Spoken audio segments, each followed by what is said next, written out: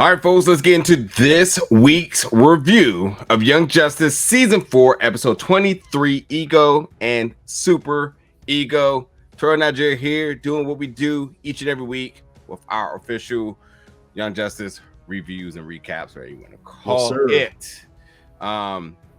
Pretty, I'd say safe episode, not too much going on. Had to move things a little bit on the needle knob to get forward to more bigger and better things to come. Did not dislike this episode, but it was one of those kind of like, didn't think about that. You know what I mean? But as things are kind of shifting towards which should hit ahead at some point, there was some interesting aspects of this episode. But let's start from the top of the episode and kind of get into it. And we go to Markovia. It's been a while since we've been in Markovia, and I instantly thought about Brion when I was like, is that him? With his new group, the Infinitors and whatnot. I like the suits. I like what was kind of going on. Lizard Johnny gets saved because it's the same dynamic. Whatever you're watching Marvel, whether you're watching DC, whatever it may be. Humanity. There's folks that are like pro and anti, and you got these anti-meta folks out here targeting metahumans, because why the whole country is like, we're pro metahumans. You got these radicals who are basically like, I know it seems like it's cool that y'all here, but we not about that, targeting Lizard Johnny, and that's when we get introduced to the Infinitors. But there seems to be a little bit of shadiness kind of going on with that as well too. Your quick assessment of the beginning scene. For me, it looks like a whole political play there, because that beginning scene, like, we see the one dude get low, and then we see the one dude on the Infinitors like kind of like even transform, like he was planning a part of it. And of course, humans hating because they ain't got no powers. You know what I mean? They want to come out here and beating on kids, man. Well, trying to kill kids. Like, come on, metahuman or not, man. Like, it's just no excuse for it. The timing for these superhero groups, how they always kind of just show up in the nick of time. Like, they just knew that was happening, or they were chasing them down the road. Who knows? But it's like I said, it's nice to see Brion again. We ain't seen him since season 3, or the end of season 3. When that whole thing went down, he killed his uncle, which was the right thing to do. I don't know why heroes act like they don't kill. Stop, whatever, shut up. But like I said, it's nice to be back in Markovia, and see what the heck he's been up to. Still being bewitched, but we'll get into that. yeah. I mean, I'm gonna kind of focus on it because how the episodes are built. You get a little tidbit there, a little bit tidbit there, and I think for the sake of how this episode was done, let's just all talk about it. Yeah, Brion's still at this point, King Brion. He cannot make a decision for himself. Like, I don't know if this is just always how the hierarchy is or whatnot, but it's just like, or maybe just because he's a young king and he was, because of when his uncle was there and that was kind of making all the decision. He was just like a casualty to it. We see him stuck in another situation where he's just like thinking he's doing good. Everyone, you got the folks patting him on the back, but then you got the other folks that's kind of got their own objectives, like his ambassador, who we clearly should be suspicious of the entire time.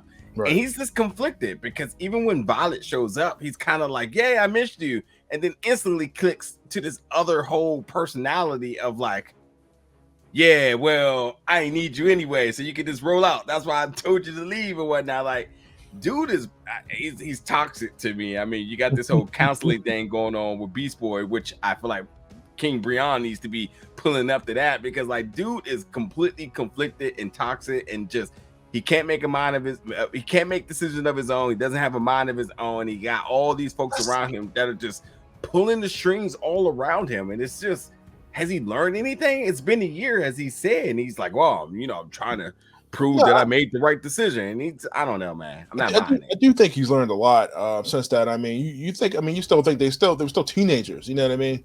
Like, he's still a teenager. He's not a kid. He knows the consequences of his actions.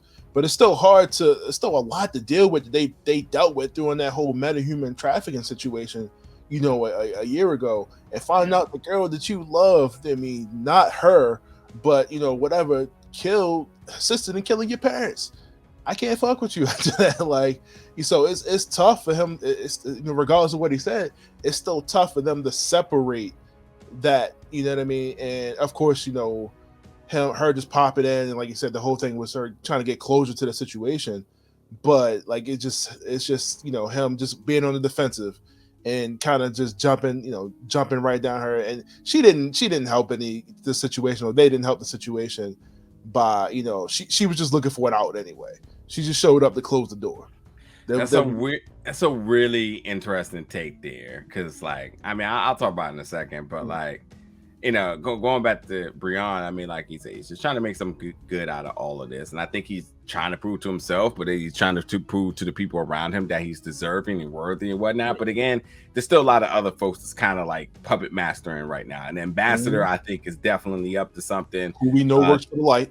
Yeah. And we definitely know that some of those Infinitors are definitely on their own little movement as well too. And the person that shifted, I believe he was one of those radicals, because when you looked at the radicals, one of them had like, I can't remember, crazy color eyes, green or something, and you kind of looking like, yeah, that's genetically modified. I mean, that's just not a standard color eye color there. And then he runs through the woods, and then all of a sudden, and then again, when you thought about the ones that showed up, that last one, I forget his name, but he didn't show up initially with them. So it just makes sense that he was just kind of playing both sides and foreshadowing trouble internally in this group of new metahumans that are supposed to be like the way, the answer, and like, you know, the option is if you're not going to join, you know, the Outsiders, or if you're not going to join the Justice League, whatever it may be, like this is another alternative. You know what I mean? I like how, regardless of the country, like every time somebody gets like metahuman abilities,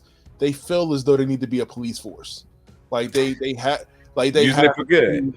Like, yeah, they have to do something. You know, it just can't be the dude. You can't just be a regular person that just happens to have abilities, but you have to be actively involved in this fight. You know what I mean? Like this ongoing fight that I never end. Like, you know what I mean? Like, so I just, even like I said, whether it's the Justice League, the Defenders, just, it's regardless. Like, if everybody feels like if they get powers, they have to step out and do something. Yeah, if you're super, then I mean, if you have superheroes, if you have super abilities, superpowers, then you have to be a superhero. Like it's just part of the 3-step play. You know what I mean? Right. Yeah, I guess we could talk about Violet, because Violet now is going to college, and I think, you know, Violet is the consciousness of society embedded into this show.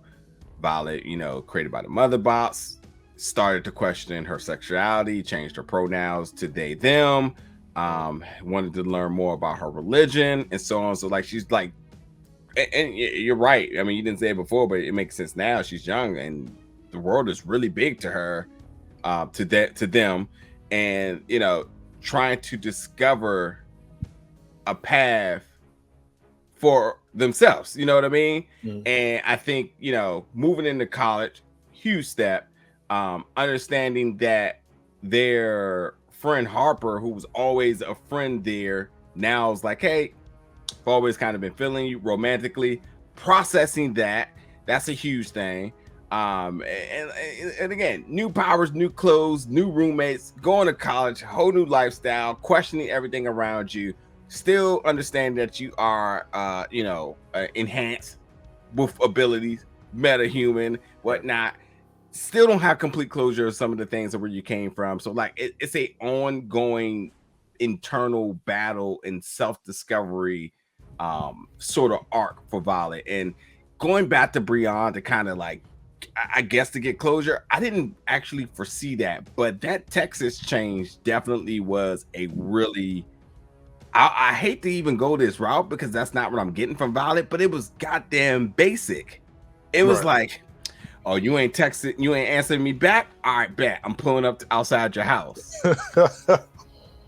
And it's a weird thing. And I mean, like, Brion kind of shade her, like, listen, for a whole year I had to work on myself. It wasn't me, it wasn't you, it was me, type of thing. And yeah, it's just kind of a weird dynamic. Anything, I mean, is there anything really else to kind of make a Violet right now?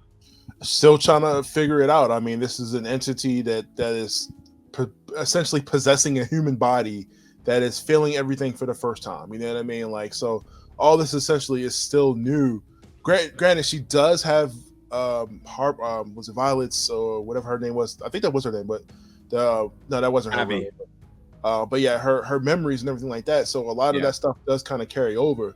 But essentially, this is still Violet. This is all her memories or them versus their stuff for the first time. So I get it. You know what I mean? But we'll see. Essentially, they're still playing the role of a teenager, of a college kid, still trying to figure out these emotions of a human. So, yeah, Halo. Halo about there you go. You're talking about names and whatnot, but yeah. And I think I mean, just thinking about this now, you know, like what was her first name? Harper Rowe, right? Violet Harper. No, the woman she was talking to that was like, "Hey, I like you." I must have missed that, but like, she went out there, she shot her shot. She was like, "Look, I know you had a situation, but now I feel like it's the right time." And we've seen that relationship kind of flourish last season. When they had their little moment on the beach, you know, when she was going through that little breakup with Brion. So I kind of knew this was coming. So it's interesting to see them like play that up a little bit more. Yeah. I totally forgot that. And also like Violet having like being called Violet, sometimes being called by their last name Harper, original name Halo. Like there's a lot going on there. Yeah. And whatever the partner is, and when it was in the counseling session, it was like, well, you don't have to like talk about it, but you don't have to name drop, but like, you know, but yeah, like dealing with a lot, you know, being Arabic, you know, wanting to again understand more about the religion, you know, being non-binary, understanding sexuality, understanding your powers. The mother box itself is already like a huge thing. I mean, Cyborg is sitting there like, I can relate. Well, a little bit, because also, all right, never mind. I really can't say much. I can only kind of just suggest, you know. The mother, I mean, to a certain extent, the father boxes are essentially kind of gods. And what they could do, I mean, open up portals to dimensions across the world and other stuff, the self-healing and all the other abilities that come with it. So, I mean, like you're kind of a god in like this mortal form. And to me, it's kind of going on a tangent, but like they made Violet kind of OP, man. Like she can't die, because at one point they were saying like, well, the more she uses her powers, the her cells start to break down and she's dying, and then they kind of just got away from that. So I'm not sure if that's still a thing or if that was just a ploy at the time. But yeah, whatever. Yeah. So where do we go? Yeah. Those therapy session held by Black Canary. Let's see my man Guard get his life back together. He got a support animal. Listen. I don't know if you picked it up. Hopefully you picked it up, but everybody and anybody who is, you know, a fan of Beast Boy for all these years and all of the different shows and series that Beast Boy has been on, it's been voiced by one person, Greg Sipes. If you've ever met him, who is he always with? As he like to call it, his son in, well, you may have picked up on the name here, Wingman. I love the fact that they let Beast Boy name his emotional support dog after Greg Sipes' dog, Wingman. And yeah, I know you brought up Crimson Avenger and said that was the name of the whatever. What?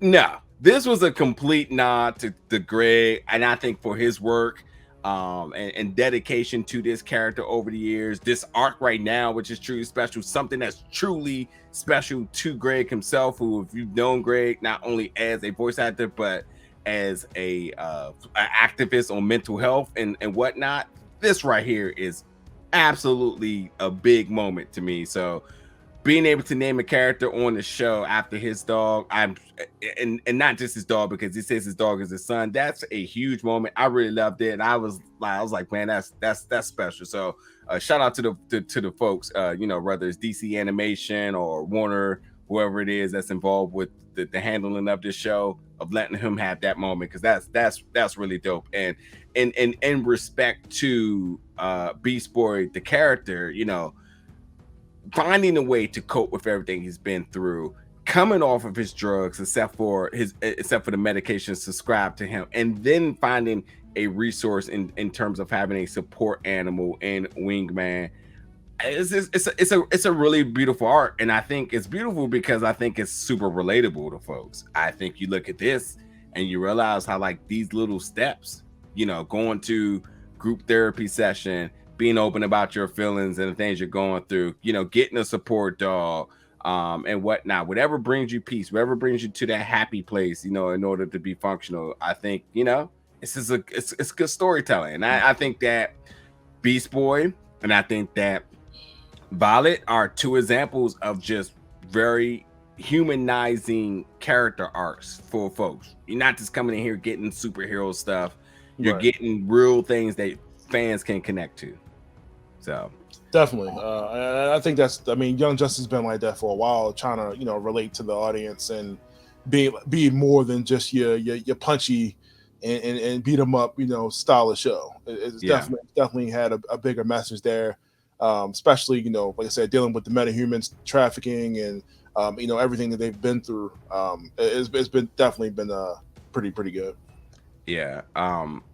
You know, you said it before, but you know, the show's growing up with us, and growing with the audience. Like, I love that. Like, you know, it's not it's not what you expect for certain shows, because some shows try to avoid time, and they're very adamant about that. Like, we don't make time a factor, because then those type of things happen. I mean, I think that, you know, shows like Bob's Burger, for instance, are literally in a time loop. You know what I mean? So, you know, but nonetheless, getting to the big other bulky part of this episode is the Phantom Zone. Going back there, this right here was wild on wild. So Phantom Girl is awake and she says, listen, these are my abilities. This is how the Phantom Zone work.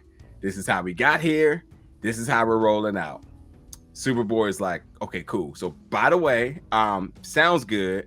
I'm loyal to Zod. I'm not probably going to stay. I am staying. Also, you're going to kneel to him and stay too. What is your thoughts about this? Because they explain so much about the science of how all this works. You talking about his body density, her abilities, how the Phantom Zone, how you get to the Phantom Zone, how you get out of it. Like, what was your assessment of everything? First off, I wrote down, you know, Superboy a whole snitch. It really irritated me. Just without question, like, yo, yeah, she woke, bro. Like, yo, come on, Jesus Christ. But you know, she explains like how her powers work, and it really just comes down to, it was just like a chance and then was random, because she explains like she's able to phase back from her zone into like kind of back into like the reality, the real world or whatever, and whatever happened caused by the explosion kind of like bounced them into the Phantom Zone. And she's like, well, you know, she could leave anytime she want, like she still had the ability to leave. And they finally fill in that missing blank of the story that we've been waiting for 20-something episodes as to what happened. I mean, they fill it in and they show what happened. Like, she winds up going down there trying to save him, winds up burning her hand and her arm in the process, and the hot lava and somehow phases him out before he's completely gone. Because, I mean, at that time too, he was completely drained of any solar energy almost, because of how long he'd been on Mars and how far away it is from, you know, Earth's yellow sun. So, well, I guess being underground or whatever. But finally filling in that blank. So, like I said, the science was ridiculous. Like them trying to explain, like, okay, it was just random. But you know, I'm happy with it nonetheless. And I'm glad that Phantom Girl was able to bounce. I mean, I think the easiest way to kind of look at it is like, you know, she's McGann on steroids. Like, McGann can phase through objects, she can phase through dimensions, you know, and upon how she does it, because of Connor's body density, and because of the stakes of what happened, they kind of landed in this in almost like a safety measure. And it obviously affected her, which is why she's been asleep for as long as she's been asleep. Now that she's awake, and she's just like, hey, it's back to business now. Big jump. And yeah. So it was something. So I guess it's safe to say it's something unlike she's ever done before. I thought it was, and the stakes of what happened and whatnot. I thought it was ridiculous that they made it so that the person, she can't just phase a person out. They have to want to go. You know what I mean? Like she can't unwillingly just move somebody. I'm like, but you just did it. So like you just did it like early on in the season. Why is this an issue now? So yeah, I think she okay, so I think the difference is that like she did it because she can do it. It's not that she can't do it, but he was resisting, and she can feel he was resisting. So it was like, you know, this is thinking somebody who's, you know, a very strong person versus a weak person. Like you can, if that person's like, all right, I'm just gonna go, you just pull them. But a person's like resisting, like, oh, I'll get you there, but it's gonna take a little bit of extra, you know what I mean? And also they're kind of trying to do this on the low because they're not trying to let the other Kryptonians know, like, hey, right. So we're rolling out. It would have been too easy. Yeah, but snitching Connor out here, and then his whole look of like, oh, she left. Like, nah, what you think? You missed the bus, homie. Like she told you we out of here, and you sat there and you was beating around the bush, and she rolled out. So it's going to be interesting. Now what's interesting is that you got her coming back, and then you have the other folks going there. So it's, you know, everybody got to go on the same page. I just got to imagine Zod's pretty pissed at this point because it's like 3 different opportunities where he could have got in or out of the zone. It's like right there. He had one where they opened up a portal. His son opened up the portal, let him out. But this idiot, no, stay with it. You know what I mean? Because that's on you. And of course, you know, having Fantasy Girl there the whole time with the ability to get out of the zone. And Lord Zod plan that did not work, but that was the initial plan A before you know. I'm really feeling this Black Zod, man. I'm glad they took it this route. That's the part for the Phantom Zone. And the other thing now is that, you know, the group of everybody, Nightwing and all of them, they get into the Magic School Bus, which is crushed in a what do you call it? A junkyard. And how are they gonna make this happen? Well, Zatanna does what she does best, and she summons these gremlins or Tagalofts, and with proper payment in terms of giving him a new Cadillac Escalade and some bag of chicken? I don't know what it was, but if those things were clearly black, like, come on now, bro. Like, you gave him a Cadillac Escalade and some chicken, and they're like, nah, I got you, bro. Like, they were clearly black, but the Pet My Ride gremlins. they definitely have little exhibits out there running around. You pay them right, and they do the job. But yeah, they are able to reconstruct anything. And he mentions, like, he was like, "Are you serious? I'm not Bruce Wayne." But I'm like, you know, I've always thought this too, and even current story arcs in the comics aside, where Bruce has given Dick all of his money. Don't you have access to that money? Like, aren't you technically his son? Like, you're resentment. I've always thought about that, you know what I mean? Because I'm like, he's worried about that car, but I'm like, you could just get another one. Like, hey, Bruce, hit me up, hit me with a little resentment or something. I don't know, but I thought that a little bit too. But yeah, you know, they get on the bus and it's time to go. The other end of that is it was like, well, no, McGann is like, well, now if we fail on this one, McGann is definitely going to be done, and she'll be either like, you know, off herself or she's going to end up at the counseling thing. But in their discretion, she's not needed for this. Where she will play a part at some point. That's what I'm interested in. Where does she come in? Because, you know, this is how the story arcs are.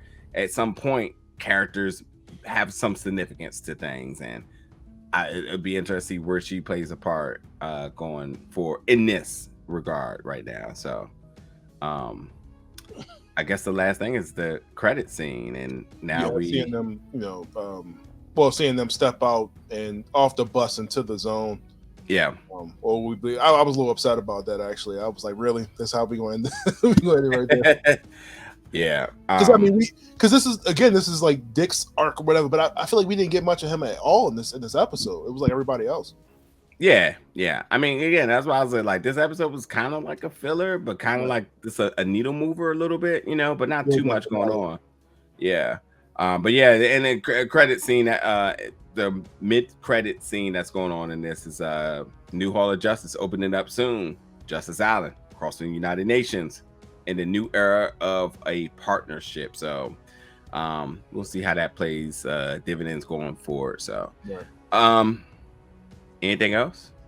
Nah, man, it's finale's coming up soon. I mean, this is clearly the build up for that. We still have a lot of questions on the table, which I mean, obviously we're gonna end it on this Zod thing, but don't forget that Vandal Savage thing is still out there, and whatever was going on with that. So I want y'all to really think about that. Like, what's going on with that? That's gonna be a big setup. I'm telling you, it's coming. Hopefully, I'm not wrong, but it's coming. But All right. Well, then I'll do it for this week's review of Young Justice Season 4, Episode 23, Ego and Super Ego. I wonder who they're talking about in that. Who has the ego? It's a good question. One of them's got to be Brion. Definitely. And I wonder if Super Ego may be the ambassador. Oh, speaking of Brion, though, we mentioned that real quick. We didn't even talk about Fury not being hip to the mind control situation that's going on here, and her kind of stepping in. I completely forgot that she was even in the rest of other episodes, but until she did her roll call, but like she's kind of like stepping to him like, "Yo, this ain't right." So hopefully we see him kind of break away from whatever this dude is doing to him. Yeah, forgot about that. Good point. All right, well then that would definitely do it then. So yeah, folks, jump in the comments, let us know your thoughts about this week's episode, things we forgot, things we got right, things you like, things, your predictions, theories, all that other good stuff. Jump in the comments, let us know it all. Do you think that Phantom Girl will have her arm come next episode? It's burning her right now, but the biggest question is, will she be able to connect with the rest of her team? And how does that change everything? You know, right. So we'll see. But let us know your thoughts, and we'll be back next week for another review. Peace out. See you.